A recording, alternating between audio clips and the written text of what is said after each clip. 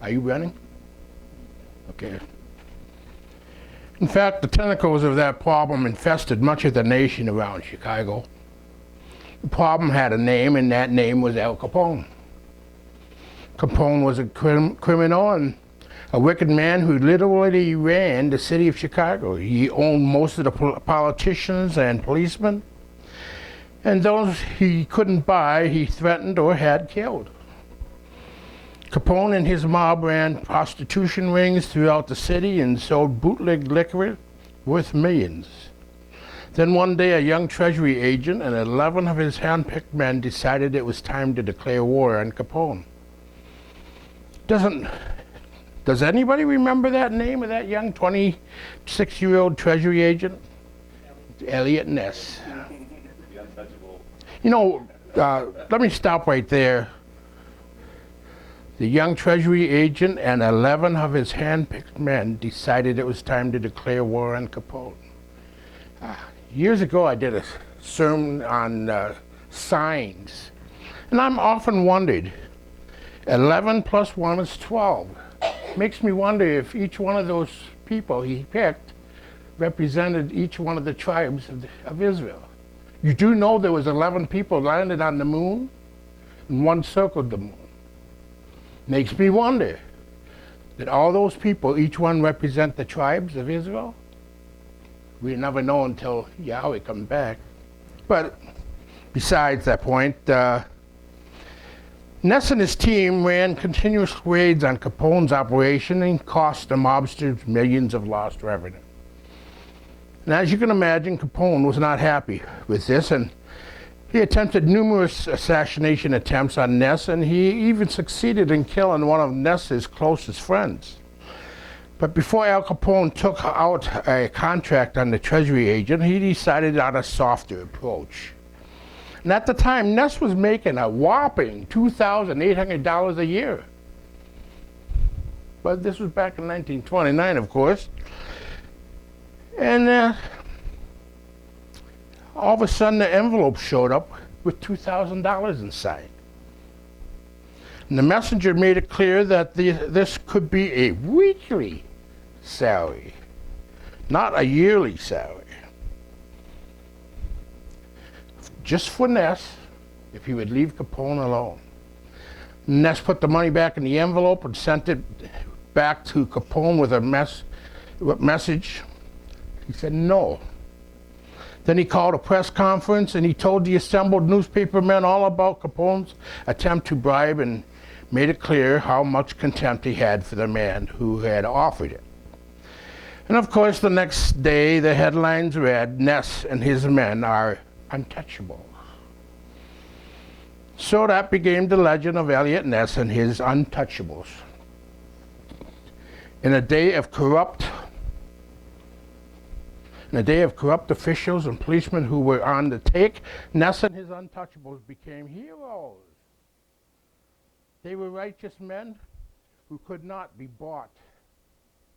They were upright men with integrity who fought evil and corruption. They were the men of legend. Now we'll read Proverbs 11, starting in verse 1. A false balance is an abomination to Yahweh, but a just weight is his delight. When pride comes, then comes shame, but with the lowly is wisdom. The integrity of the upright shall guide them, but the perverseness of transgressors shall destroy them. Riches profit not in the day of wrath, but righteousness delivers from death. The righteous of the perfect shall direct his way, but the wicked shall fall by his own wickedness. The righteousness of the upright shall deliver them, but transgressors shall be taken in their own naughtiness. Then, when the wicked man dies, his expectation shall perish, and the hope of unjust men perishes. The righteous is delivered out of trouble, the wicked comes in his stead. A hypocrite with his mouth destroys his neighbor, but through knowledge shall the just be delivered. When it goes well with the righteous, the city rejoices, and when the wicked perish, there is shouting. By the blessing of the upright, the city is exalted, but it is overthrown by the mouth of the wicked. He that is void of wisdom despises his neighbor, but a man of understanding holds his peace. A talebearer reveals secrets, but he that is of a faithful spirit conceals the matter. Where no counsel is, the people fall, but the multitude of counselors there is safety. He that is surety for a stranger shall smart for it. He that hates suretyship is sure. A gracious woman retaineth honor, and a strong man retain riches. The merciful man does good to his own soul, but he that is cruel troubles his own flesh. The wicked works a deceitful work, but to him that sows righteousness shall be a sure reward. As righteousness tends to life, so he that pursues evil pursues it to his own death. They that are of a forward heart are abomination to Yahweh, but such as are upright in their way are his delight. Through hand join in hand, the wicked shall not be unpunished, but the seed of the righteous shall be delivered. As a jewel of gold in a swine's snout, so is a fair woman which is without discretion. The desire of the righteous is only good, but the expectation of the wicked is wrath. There is that scatters and yet increases, and there is that withholds more than is meet, but it tendeth to poverty. The liberal soul shall be made fat, and that waters shall be watered also himself. He that withholds corn, the people shall curse him, but blessing shall be upon the head of him that sells it. He that diligently seeks good procures favor, but he that seeks mischief, it shall come unto him. He that trusts in his riches shall fall, but the righteous shall flourish as a branch. He that troubles his own house shall inherit the wind, and the fool shall be servant to the wise of heart. The fruit of the righteous is a tree of life, and he that wins souls is wise. Behold, the righteous shall be recompensed in the earth, much more the wicked and the sinner. Now, Proverbs 11, Yahweh says he is calling for his people to be men and women of legend. He's calling us to be people known for our integrity, people who can't be bought, people who stand for righteousness in a land that is filled with evil and corruption. That's describing us today. Micah 6 verse 8, he has showed thee, O man, what is good, and what does Yahweh require of thee? But to do justly, and to love mercy, and to walk humbly with thy Elohim. So what Yahweh is saying he expects from us is righteousness, mercy, and a humble spirit. He calls us to be legends in our world. And so here in Proverbs 11, Yahweh tells us what a righteous person looks like.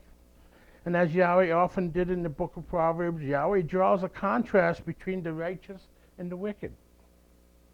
Verse 3, the integrity of the upright shall guide them, but the perverseness of the transgressors shall destroy him. Verse 5, the righteousness of the perfect shall direct his way, but the wicked shall fall by his own wickedness.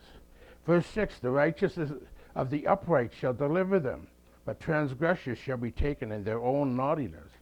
Verse 8, the righteous is delivered out of trouble, and the wicked comes in his stead. 9, the hypocrite with his mouth destroys his neighbor, but through knowledge shall the just be delivered.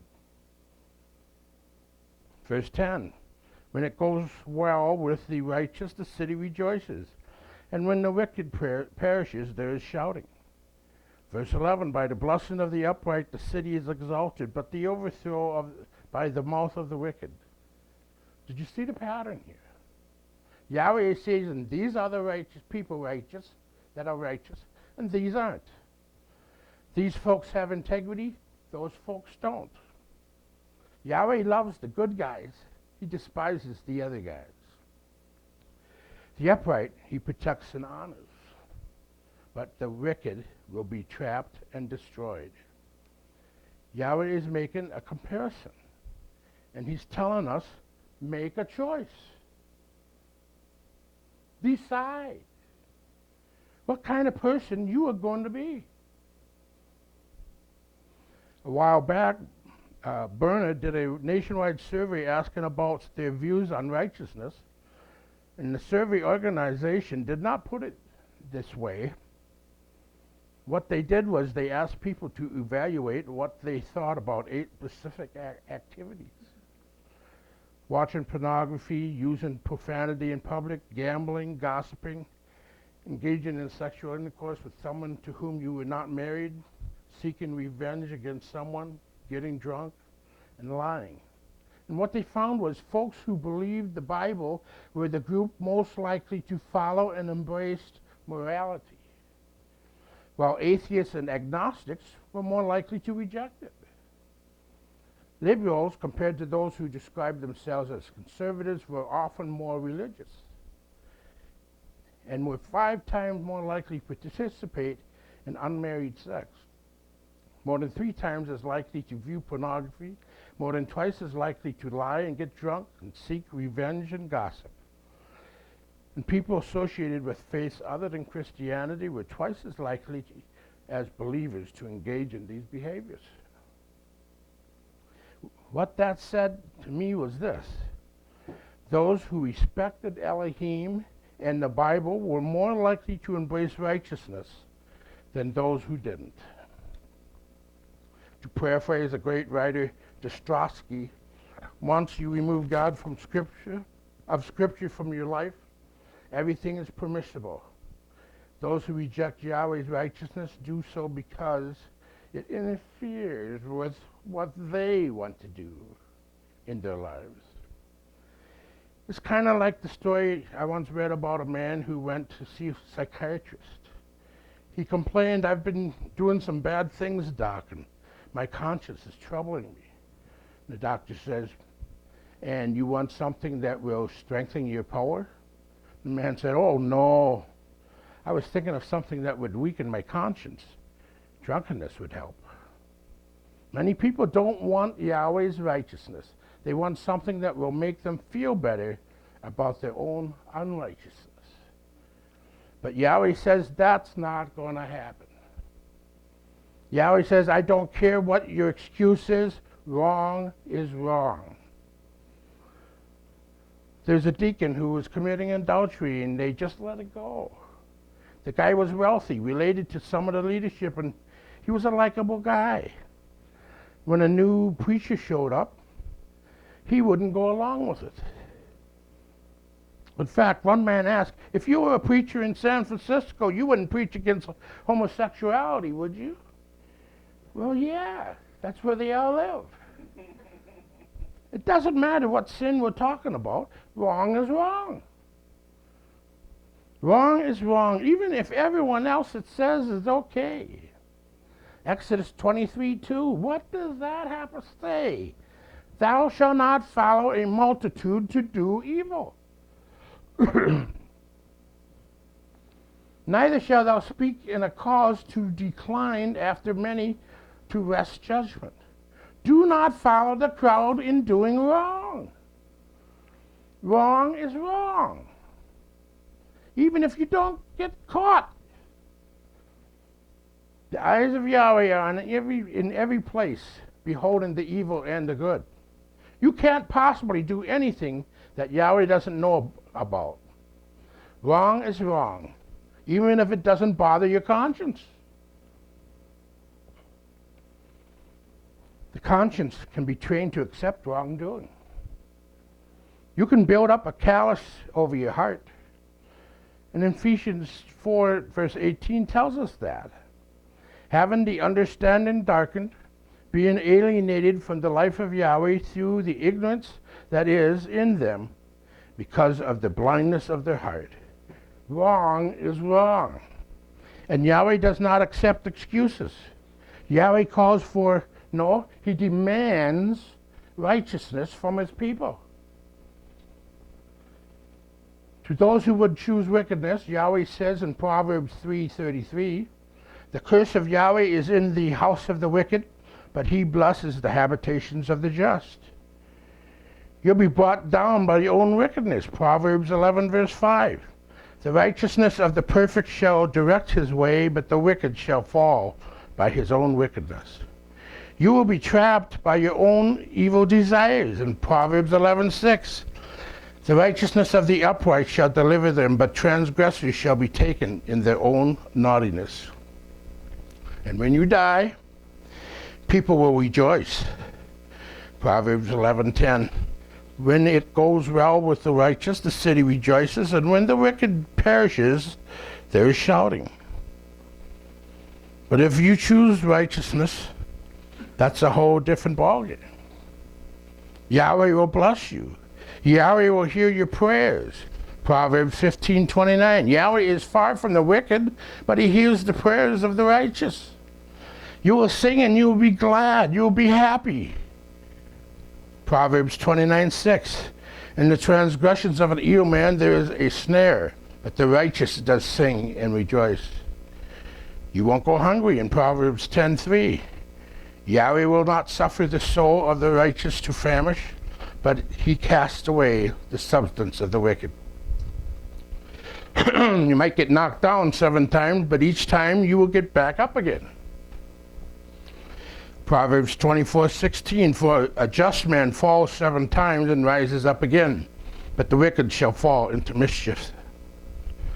So, Yahweh calls his people to righteousness, but there's a fly in the ointment. There's a problem we run into when we strive to be righteous. Does anyone know what that problem is? In Romans 3 verse 10, there is no one righteous, not even one. And Job 9 verse 2 agrees. How can a mortal be righteous before Yahweh?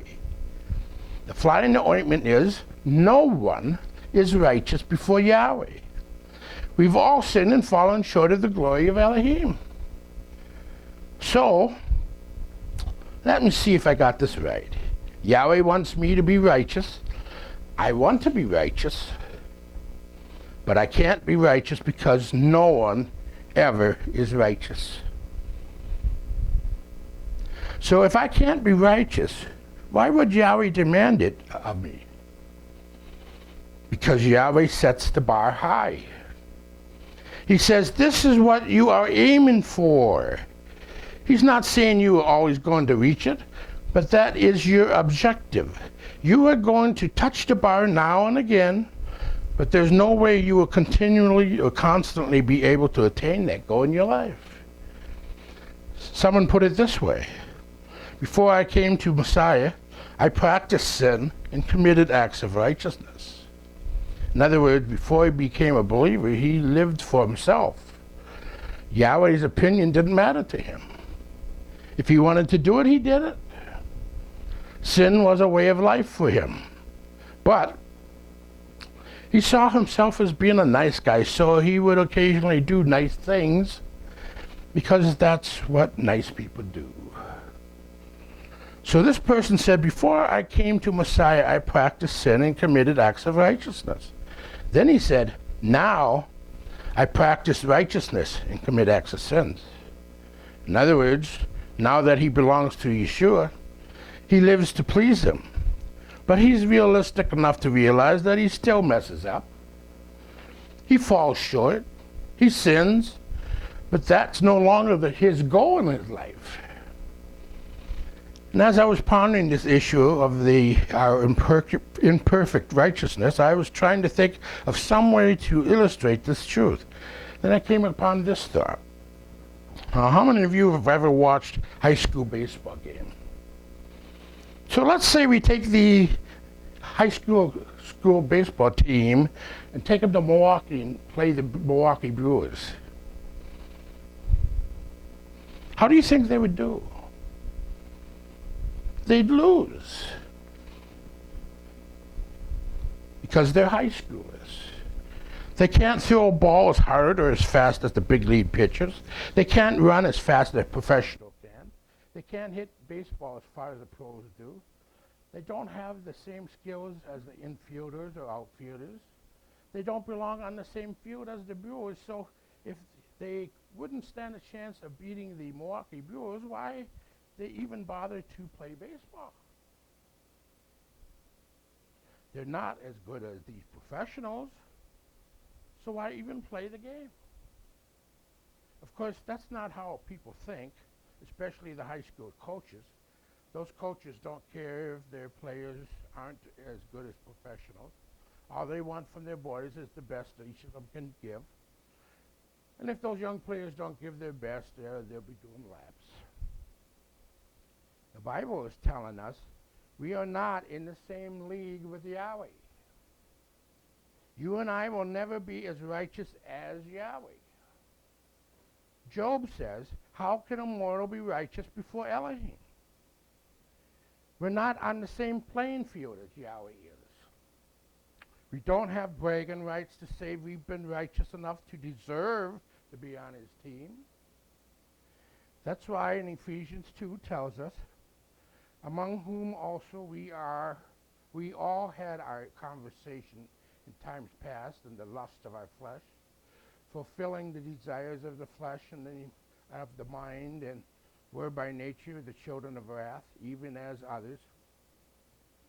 But Yahweh, who is rich in mercy, for his great love wherewith he loved us, even when we were dead in sin, has quickened us together with Messiah. By grace you are saved.